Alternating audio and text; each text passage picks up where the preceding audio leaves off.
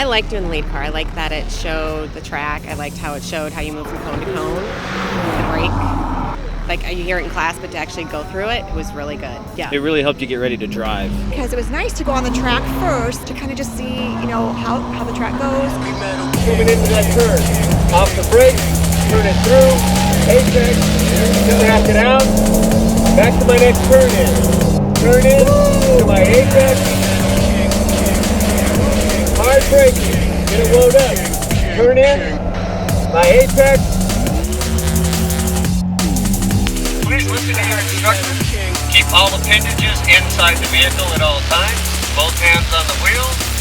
Let's go out, let's be smooth, let's have some fun, and enjoy your Xtreme experience. That was awesome. Weak, huh? You hear him? He called me weak.